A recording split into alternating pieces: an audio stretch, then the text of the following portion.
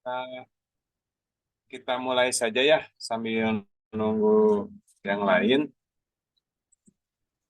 Saat ini waktu sudah menunjukkan jam 16:06 ya. Mari kita mulai. A'udzubillahi minasyaitonirrajim. Bismillahirrahmanirrahim. Assalamualaikum warahmatullahi wabarakatuh. Waalaikumsalam warahmatullahi wabarakatuh. Alhamdulillah pada hari ini ya di hari Rabu tanggal 25 Februari di hari ketujuh ya uh, bulan Ramadan ini kita bisa melaksanakan kegiatan rutin ya. Kegiatan ini sebelumnya kita sudah dilaksanakan setiap malam Senin ya, setiap minggu. Nah, sekarang bertepatan di bulan Ramadan kita ganti menjadi setiap hari Rabu ya setelah salat asar ya jam 16.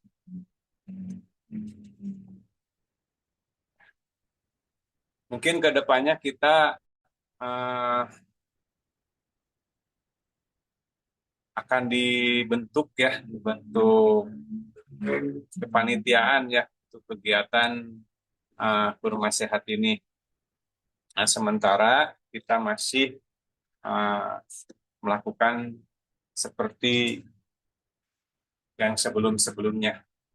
Baik, nah, untuk hari Rabu ini ya, di minggu ketiga di bulan Februari, kita akan membahas dengan tema terapi siram jaman untuk penyakit batuk kering.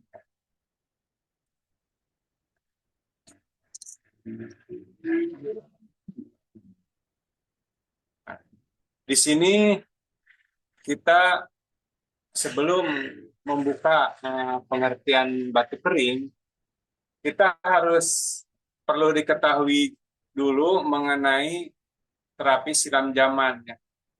Mungkin ini sebagian kita untuk mengingat dan mungkin sebagian juga yang baru mungkin ini perkenalan ya karena materi siram jaman ini sebelumnya sudah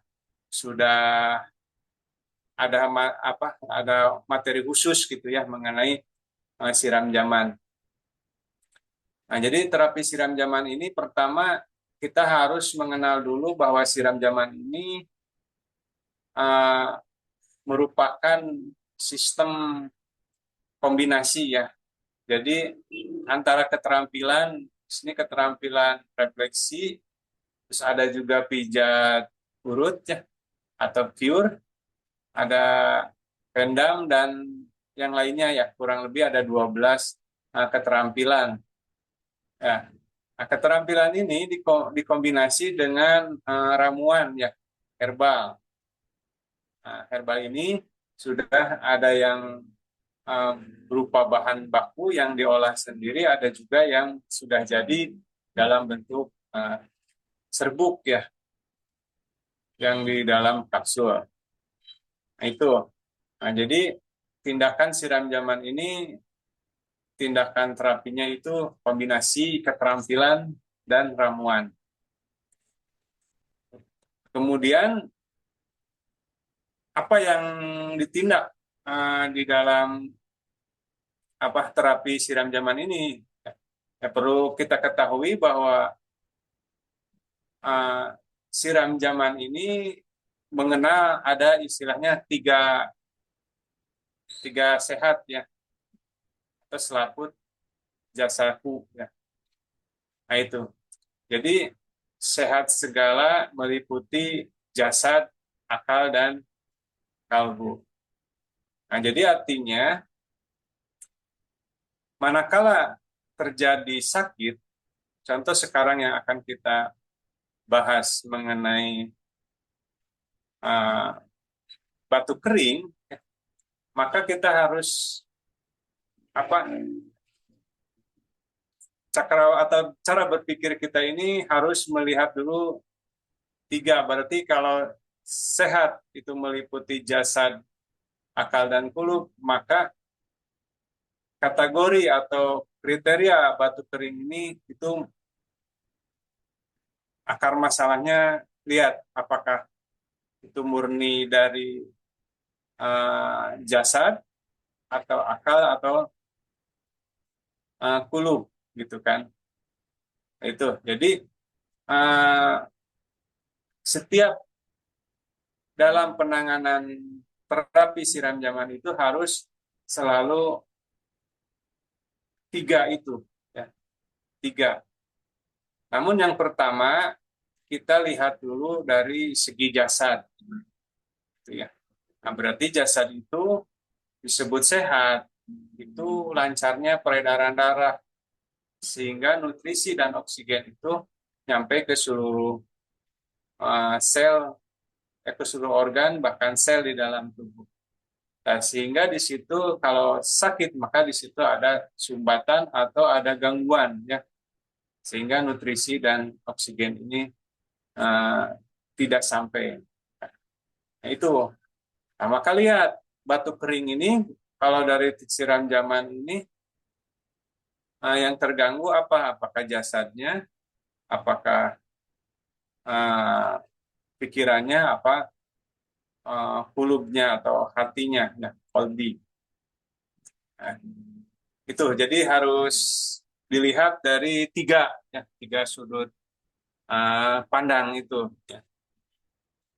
Nah, selanjutnya maka kita buka apa itu batuk kering, gitu kan. Nah, batuk kering ini adalah jenis batuk yang tidak menghasilkan dahak atau lendir. Jadi batuk ini biasanya disebabkan oleh iritasi pada tenggorokan atau saluran pernapasan dan bisa disertai dengan gejala seperti rasa kering, ya, gatal atau sakit di tenggorokan. Nah, batuk kering ini bisa disebabkan oleh berbagai faktor seperti alergi, polusi udara, atau infeksi virus. Nah, itu ya. Nah, musim sekarang nih cuaca yang tidak menentu ini akan mempengaruhi juga terhadap kondisi kesehatan mengenai uh, batuk kering ini. Ya, kita lanjut. Nah, maka batuk kering ini yang perlu kita ketahui selain tadi tindakan terapi siram jamannya, kita juga harus ketahui uh, berbicara jasad, ya, tadi berarti ya batuk kering ini yang terganggu ini berarti jasad. Maka berbicara jasad ini meliputi uh, organ, ya, dan sistem organ. Nah, berarti batuk kering ini organ apa saja? Nah, kalau dilihat dari pengertiannya ini kan batuk kering ini tadi tenggorokan dan saluran pernapasan. Nah, maka di sini organ yang paling utama terganggu ini yaitu paru-paru, gitu ya. Nah, paru-paru ini adalah organ yang sangat penting, ya, dalam sistem pernapasan. Nah, berarti sistemnya atau sistem organnya itu pernapasan, salah satu organ yang paling pentingnya itu paru-paru. Nah, maka kita lihat bagaimana alur pernapasan, ya, alur pernapasan. Nah, jadi udara masuk melalui hidung, ya. Nah, di sini melalui hidung, ya. Nah, terus lanjut ke paring atau disebut pekes, ya. Nah, paring terus ke laring. Nah, di sini laring. Nah, kemudian ke trakea, terus ke sini, ya, trakea ke sini. Nah, terus di situ ada bronkus, cabang ini bronkus, ada yang ke kanan, ada yang ke kiri, ya. Setelah itu bronchiolus, ya, bronchiolus, ya, bronchiolus ini ada cabang-cabang kecil, ya, cabang-cabang kecil yang udah masuk ke paru-paru. Nah, selanjutnya udaranya mencapai alveoli. Jadi alveoli ini yang kecil-kecil ini, ya, ada yang bulat-bulat seperti kantung udara, ya. Nah, kemudian didifusi di dalam darah kapiler, ya. Si oksigen itu didifusi di dalam darah kapiler, ya. Kemudian si karbon dioksida berdifusi juga ke dalam alveoli. Nah, sehingga udara yang tadi sudah berubah menjadi CO2 dikeluarkan melalui mulut, ya, gitu. Nah, gitu ya. Kemudian itu alurnya. Kemudian sistem pernapasannya itu sistem organ yang berfungsi untuk mengambil oksigen dari udara dan mengeluarkan karbon dioksida dari tubuh. Nah, gitu ya. Nah, sehingga memungkinkan proses metabolisme sel-sel tubuh berjalan dengan baik. Nah, jadi itu. Jadi sistem pernapasan itu berarti suatu sistem organ yang berfungsi untuk mengambil oksigen dari luar, terus disalurkan tadi ya ke seluruh maksudnya melewati paring, laring gitu ya, terus trakea, bronkus, terus bronchiolus, terus disitulah pertukaran oksigen dan karbon dioksida terjadi, sehingga disitulah yang disebut dengan sistem pernapasan. Ya, kita lanjut. Nah, disinilah proses pertukarannya ini nih. Ya, maka ini rekan-rekan harus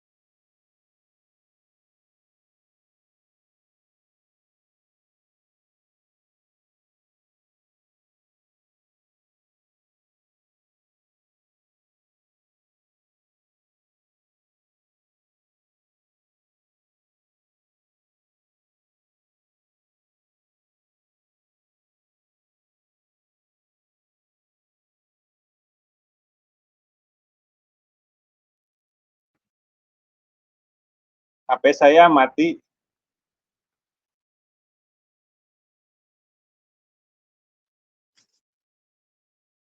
Mohon maaf tadi HP saya mati. Nah, kita lanjut ya. Suara saya jelas? Halo? Halo? Halo? Jelas, jelas.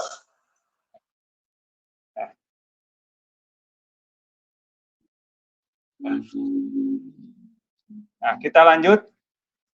Nah, disinilah sahabat sekalian harus mengenal sistem pencernaan ini, ya, agar nanti dalam penanganannya Anda lebih menghayati gitu ya.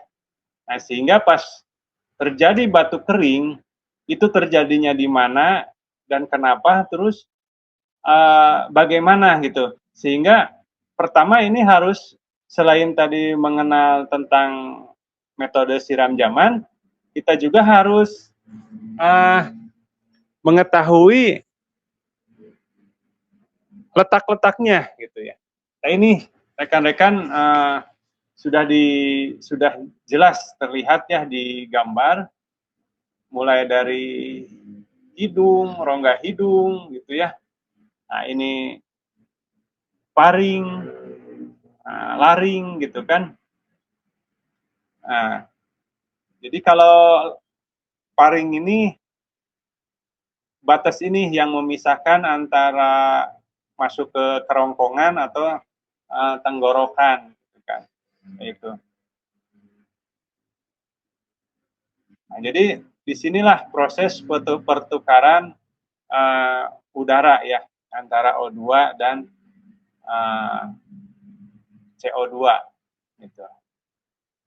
Nah, yang diikat oleh hemoglobin ya, dalam sel darah merah.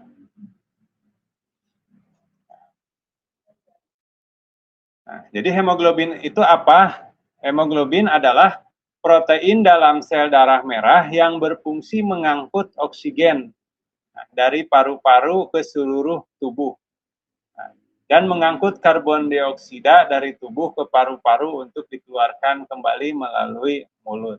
Itu berarti yang yang yang membawa oksigen dan karbon dioksida itu salah satunya yaitu protein yang bernama hemoglobin ya.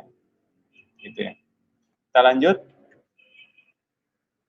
Nah, akar masalahnya gitu ya. Nah, batuk kering ini ada terjadi iritasi ya pada tenggorokan atau saluran pernapasan. Nah, berarti terjadi iritasi. Yang keduanya ada alergi terhadap debu atau polusi dan zat lain. Misalnya si orang tersebut terhadap debu atau ada bulu kucing gitu kan suka terjadi alergi. Nah, kemudian ada infeksi virus atau bakteri. Nah, kemudian aspek lingkungan seperti udara kering atau asap rokok. Nah, itu juga akan mempengaruhi terjadi batuk kering. Terus yang kelima, kondisi medis tertentu seperti GERD atau asma. Nah, jadi bukan hanya dari paru-paru, ternyata ada juga yang akibatnya dari GERD. Kenapa dari GERD bisa menyebabkan batuk? Karena disitulah ada pertemuan antara atau ruangnya berdekatan antara jalur pencernaan dan jalur pernapasan. Kita lanjut. Nah, maka yang terjadi masalah apa? Misalnya kalau kita terjadi batuk kering. Gitu. Nah, pertama, di dada terasa sakit atau nyeri dada. Nah, kemudian suara serak atau kehilangan suara. Terus kemudian kesulitan bernapas. Ya. Kesulitan bernapas. Dalam hal ini kalau kasus batuknya sudah parah ya. Yang keempat itu gangguan aktivitas sehari-hari karena kelelahan atau sakit. Nah, sehingga aktivitas jadi terganggu ya karena sering batuk gitu kan. Aktivitas terganggu, kadang kita menjadi lelah gitu kan. Sampai kalau batuk itu sampai ke perut juga ketarik gitu ya. Atau sampai ke kepala juga ketarik, membuat kita lelah. Gitu. Nah, sehingga emosi juga terganggu, saking kita mau aktivitas, mau tidur, batuk, kan gitu, sehingga kita stres ya, iritasi juga, gitu kan. Kemudian gangguan tidur, ya tadi sudah kita sebutkan, tidur juga kita terganggu. Gitu ya. Mau tidur, batuk, terjaga lagi, jadi bangun lagi. Selanjutnya, sakit kepala, tentunya yang batuk kering itu kepala juga akan sakit. Gitu. Selanjutnya, rasa tidak nyaman di tenggorokan. Yang terakhir, kesulitan berbicara atau menelan. Bahkan bisa menyebabkan komplikasi seperti hernia atau prolap rektum ya jika batuk kering itu berkelanjutan ya berlanjut dan tidak diatasi. Itu ya sahabat sekalian. Jadi yang tadi sudah saya sebutkan, di saat batuknya terus ini si perut ketarik terus menahan sehingga kadang itu bisa terjadi hernia gitu ya. Itu ya rekan-rekan.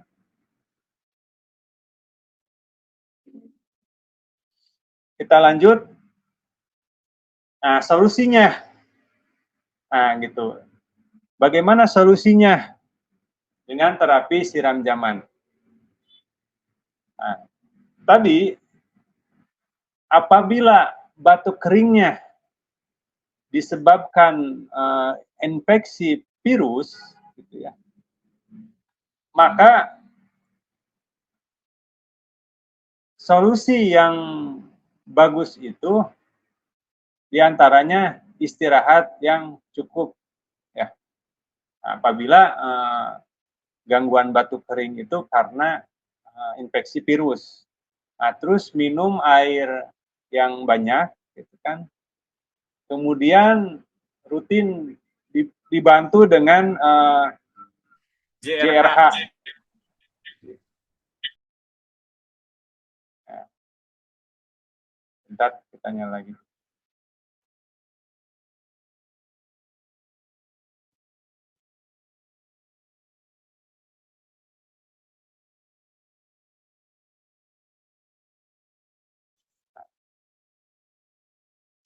Atau bisa juga dengan cordyceps ya.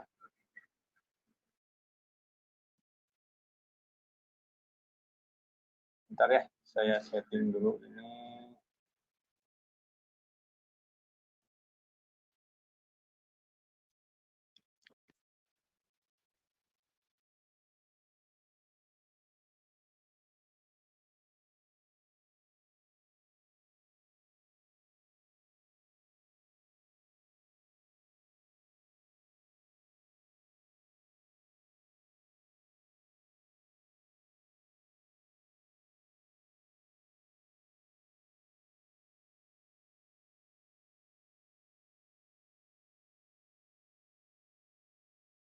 Nah, sebelum sambil nunggu ini saya sedang nyeting dulu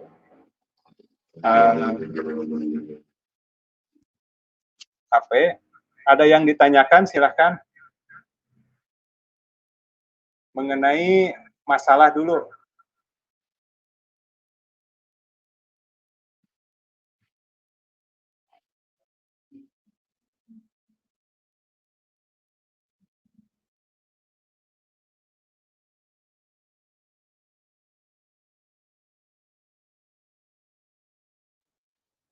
Assalamualaikum warahmatullahi wabarakatuh. Bang Teddy dan teman kabar. Ada yang saya tanyakan masalah batuk.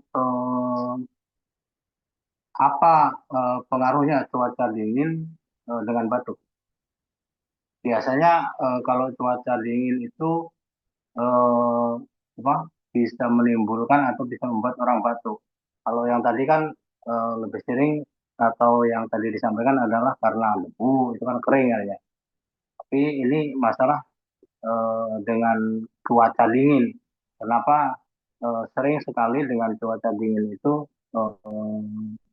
jadi menimbulkan orang batuk begitu ya?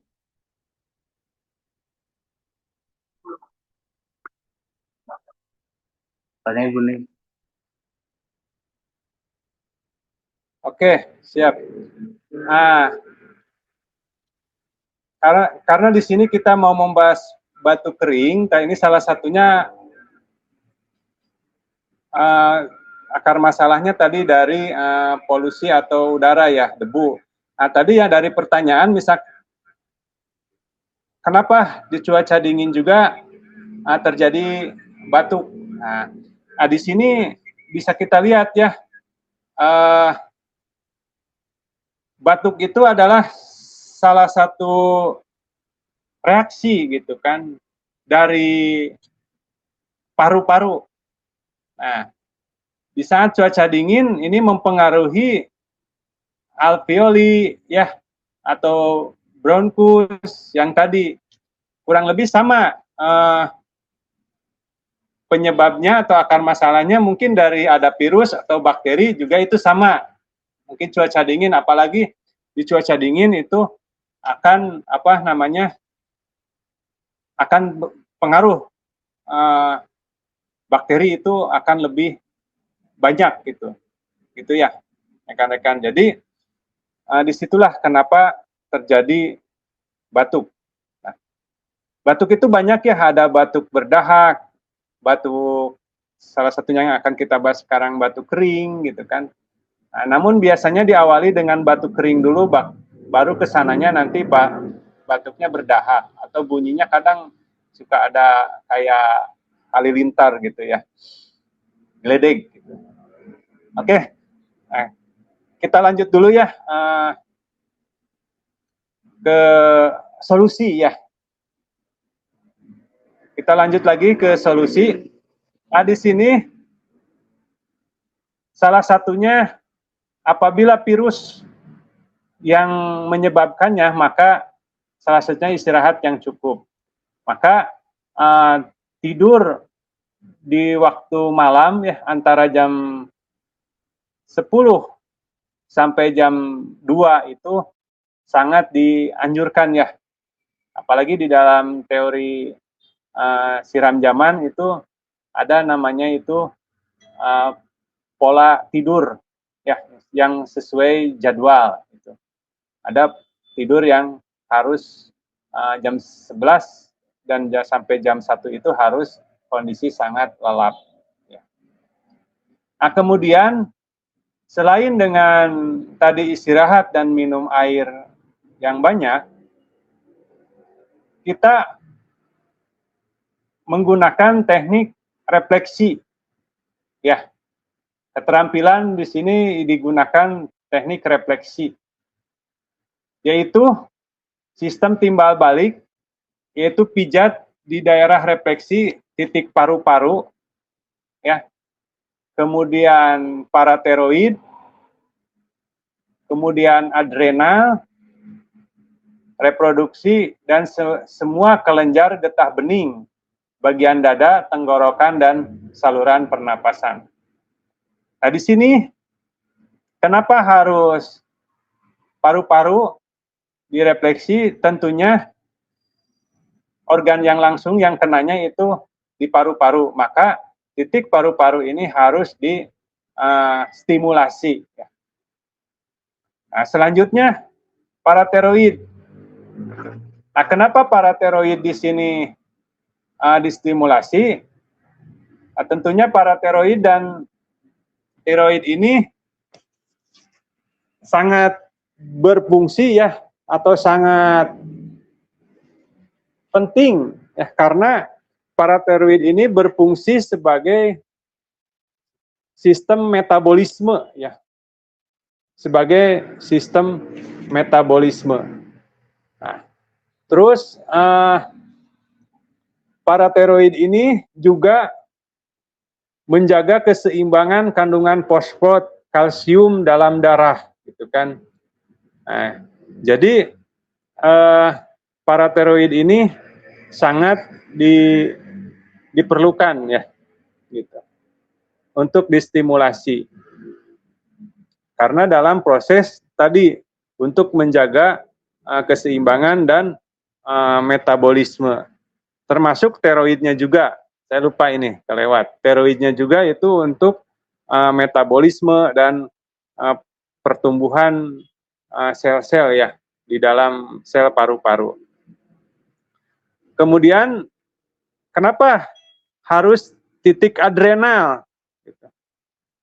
Nah, di sini kan ada iritasi ya, atau virus atau bakteri. Nah, khawatirnya di situ di dalam ada luka, bengkak. Maka adrenal ini penting untuk distimulasi. Nah, kenapa? Karena adrenal ini memiliki fungsi yaitu sebagai anti alergi, ya. Terus menaikkan sistem metabolisme. Nah, kemudian adrenal ini juga untuk anti peradangan, ya, gitu. Terus antivirus dan sebagainya, gitu ya. Adrenal ini banyak fungsinya. Ya. Terus adrenal ini juga tadi karena kita batuknya terus menerus, maka adrenal ini juga sebagai anti stres. Jadi kalau misalnya kita sedang stres karena batuk kering, itu adrenal itu sangat baik untuk menenangkan, gitu ya. Itu jadi selain titik paru yang berhubungan langsung dengan kasus batuk itu terjadinya di paru-paru, itu paratiroid adrenal ini sangat penting.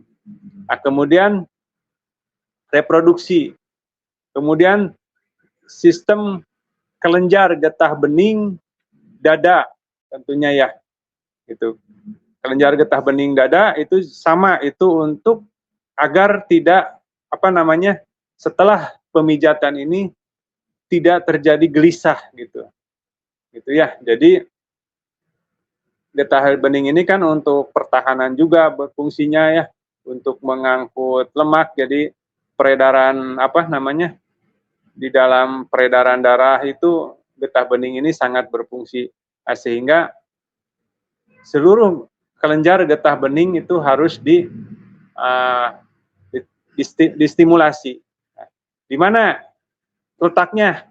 Kita nanti lihat di season akhir ya. Kita lihat letak titik organnya. Nah, kemudian ramuannya. Nah, ramuannya ini salah satunya daun urat. Daun urat itu bijinya. Kemudian bidara upas, umbinya, ceker ayam, ya. Air umbinya berarti diperas ya, ceker ayam itu diperas, terus bawang merah, terus pegagan, terus belimbing uluh, secang, kencur, atau buah merah sari buahnya. Nah, ini bisa ditumbuk secara langsung ya, gitu. Terus bawang merah bisa ditumbuk juga di sini. Nah, sehingga untuk dibalurkan atau bisa diminum, gitu kan. Kemudian jaga makan. Nah, jaga makan di sini berarti makanan-makanan yang harus dipantang ya. Salah satunya ikan asin, kemudian goreng-gorengan, terus merokok, alkohol, dan es. Nah, selanjutnya yang ramuan yang sudah jadi ini. Nah, tadi kalau ramuan ini kan bisa kita beli di warung atau banyak di halaman kita misalnya ya, atau yang nanam bisa ngambil ini, atau bisa juga sahabat sekalian minum yang langsung jadi saja misalnya. Nah, ini ada salah satunya produk Disihatan itu namanya JRH-nya. Di mana sebelum makan, sahabat sekalian minimal 2 kapsul itu JRH1. Nah, jadi sebelum makan itu JRH1 diminum 2 kapsul. Nah, tujuannya yaitu untuk memperbaiki sistem pencernaan dulu, ya, agar nanti si nutrisi-nutrisi yang kita cerna, kita sedang sakit kan batuk kering, maka pencernaannya kita perbaiki dulu. Selanjutnya ada JRH 4. Nah, kalau JRH 4 ini khusus untuk gangguan paru-paru ya, sistem pernapasan. Nah, maka JRH 4 ini tentunya diminum juga 2 kapsul, tapi waktunya pagi, siang, dan malam. Nah, kalau JRH 2, maaf, JRH 1 itu cuma pagi dan malam saja, gitu. Nah, kalau JRH 4 itu diminumnya pagi, siang, malam. Nah, kita lanjut.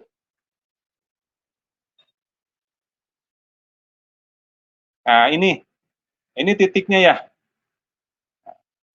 Nah, bagaimana cara terapinya tadi? Bentar ya.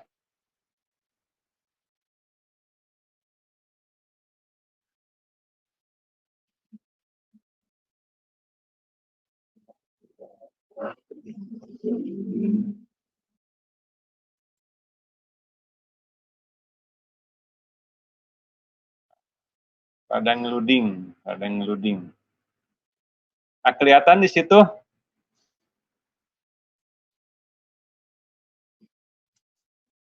Nah, pertama tadi nomor 14 ya. 14. Nah, jadi posisinya 14 di sini di lurusan tulang. Aduh. Bentar. Komputernya loading.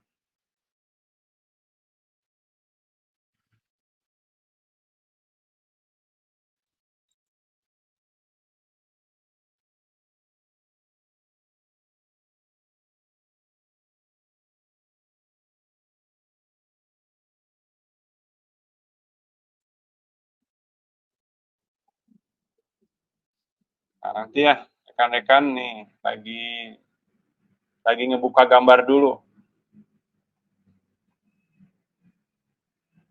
Nah, di sini. Kelihatan nggak? Gambarnya tampil nggak?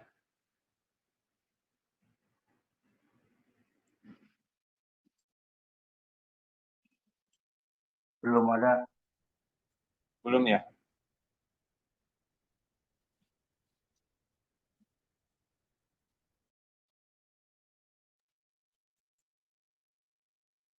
Ini komputernya ada loading nih.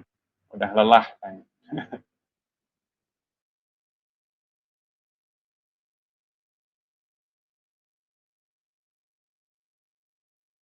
Nah, kalau Pak Satiman, titik refleksi udah pada mengenal belum?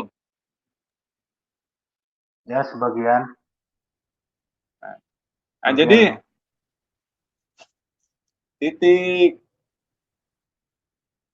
titik nomor 14 itu di bawah jari kedua, ketiga, keempat ya. Bentar ininya loading.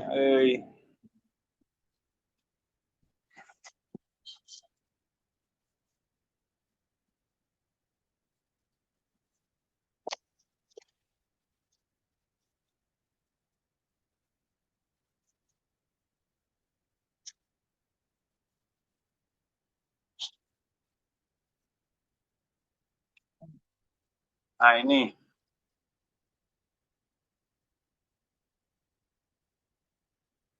Halo.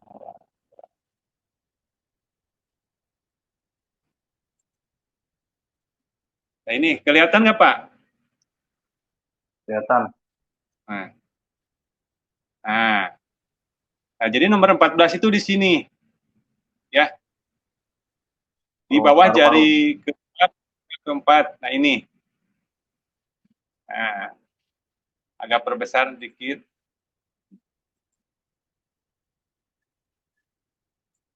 Nah, ini. Ya. Nah, nanti nekannya nah, nanti cara menekannya ya dari sini ke bawah ya. Nah, kemudian ke samping sini. Nah, kemudian ke atas. Gitu. Nah, gitu. Nah, selanjutnya nomor 13 ini. Nah, kalau ini tekan lurus agak didorong ke bawah, gitu kan. Nah, tekan lurus agak didorong ke bawah. Yang 13 ini teroid ya, atau maaf, parateroid ya. Nah, kalau teroidnya ini nomor 12 yang ini. Ini ditekan ke sini. Ke bawah 3 kali, ke atas 3 kali. Ya, saya ulangi, untuk nomor 14, pertama ke bawah dulu 3 kali. Ya. Nah, terus ke samping 3 kali.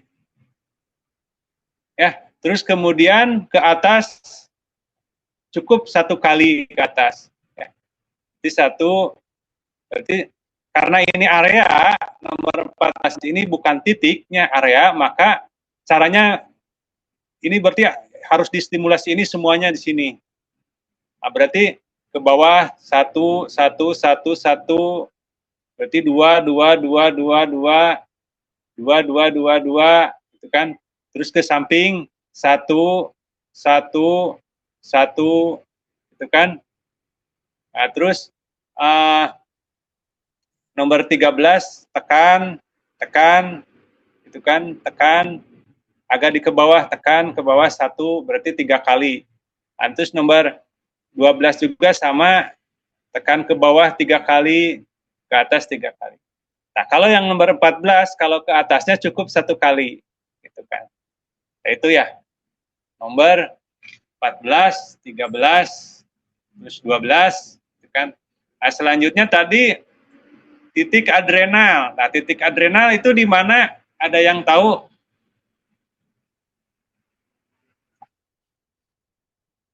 Coba ini kalau kita disebutkan angka, titik adrenal ada yang tahu di mana? Nah, kalau nggak tahu saya bantu ingat ya. Nah, titik adrenal ini kecil nih di lurusan jari kedua ya, antara jari kedua dan ketiga. Ini nomor 21. Titik adrenal ini nomor 21 ya. Nah, ditekannya nih karena ini areanya kecil, maka ditekannya cukup lurus gitu ya. Jadi lurus, tekannya lurus dalam gitu. Nah, itu ya titik adrenal. Nah, kemudian kelenjar tiroid. Nah, kelenjar tiroid, maaf, kelenjar getah bening bagian atas dada. Nah, ini saya ulangi, ini adrenal yang ini 21 di tengah-tengah berarti lurusan jari ini. Ya, lurusan jari ini. Ya. Nah, kemudian kelenjar getah bening. Nah, getah bening berarti di sini, di bagian ini. Semua yang di atas ini. Nah, berarti di atas mata kaki ini nih sampingnya kelenjar ini. Terus bagian rongga dada ini semua, terus bagian dadanya ini nomor 343, terus ini darah ini semua. Ya, semua itu ya rekan-rekan. Jadi tekniknya itu tadi ke bawah, terus ke atas 1 kali, ke samping yang nomor. Nah, kalau ini bisa ke atas, ke bawah, itu aja. Ya. Nah, nanti sekali-kali atau mungkin sebelumnya sudah dilihat video cara penekanannya. Nah, bisa dengan berbagai teknik ya, bisa dengan thumb walking, dengan jempol ya, ataupun dengan yang lainnya. Nah, itu ya rekan-rekan. Jadi selanjutnya ya, kita lanjut lagi materinya, kita lanjut lagi.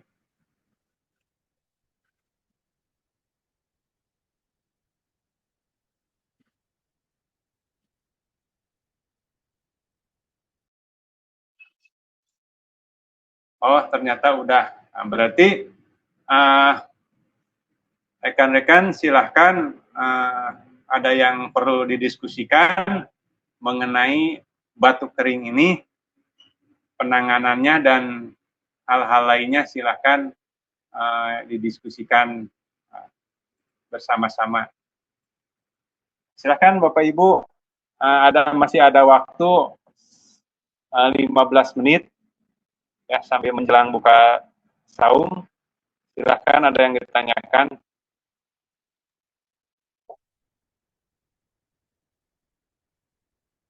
Ya, sore Kang. Assalamualaikum.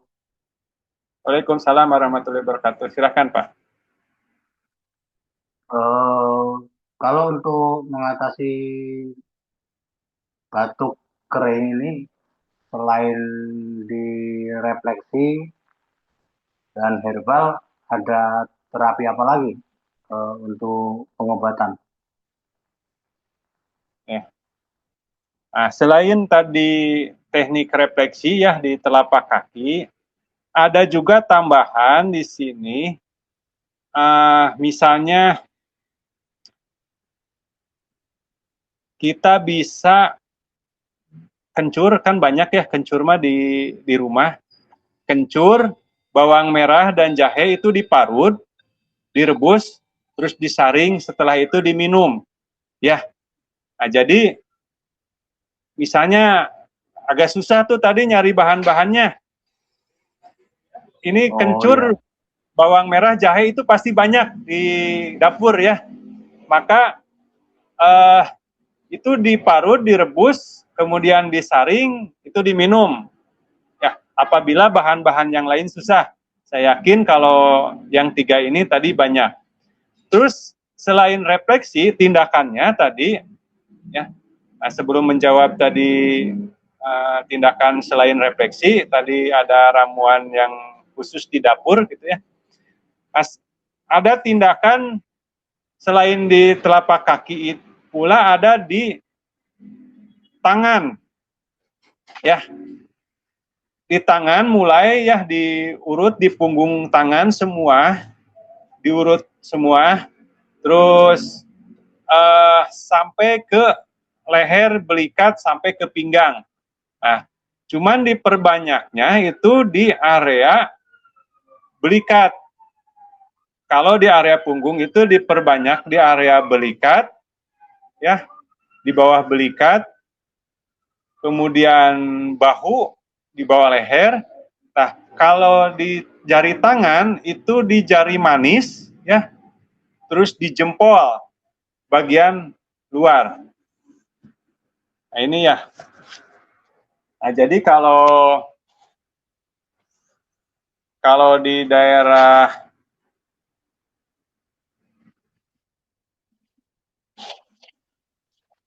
kalau di area tangan itu ini nih jari manis ya. Di jari manis ini, kemudian area jempol di sini ya. Di sini sampai sini. Nah, sampai sini. Pokoknya di titik leher, paru-paru itu ya Kang, lokasinya. Ya, kalau jadi selain tadi di jari, terus di punggung. Ya, kalau di punggung mah di area belikatnya. Nah, kalau misalnya dengan pendam atau bekam itu bisa 7 yang sunnah ya. Kalau di kita ada namanya pendam 77 atau kalau di umum itu bekam sunnah. Ada yang 7 titik itu boleh di bekam ya, di bekam. Nah, gitu. Jadi di tangan juga. Nah, ini biasanya setelah tindakan ini itu hari ketiga itu mulai agak berdahak. Nah, disitulah nanti kalau sudah berdahak otomatis si virus itu sudah mulai mati ya. Jadi sistem kelenjar atau sistem imun ini sudah mulai bekerja juga. Nah, itu jangan lupa makanan yang tadi pantrang, terus makanan itu harus benar-benar banyak, juga itu harus harus diperbaiki ya. Ini jangan diabaikan, kalau batuk kering jangan dibiarkan, tenang batuk. Nah, ini karena kalau tidak dengan tindakan ini batuk ini akan lama, sembuhnya ini akan lama gitu ya. Ya, silahkan ada yang ditanyakan lagi, silahkan. Kalau batuk kan biasanya ada yang seminggu gitu. Tapi ada batuk yang sampai berapa bulan gitu. Ada yang bilang namanya batuk 100 hari itu penyebabnya apa tuh, Kang?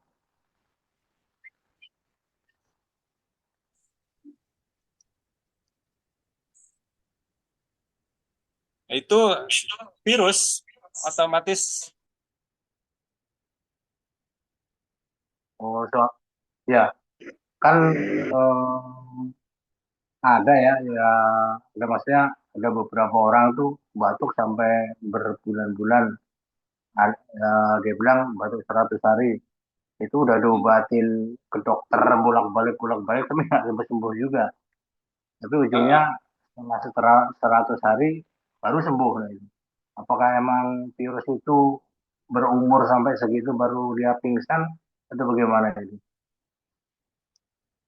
Nah, kalau yang 100 hari saya belum bisa menjawab dan belum menemukan.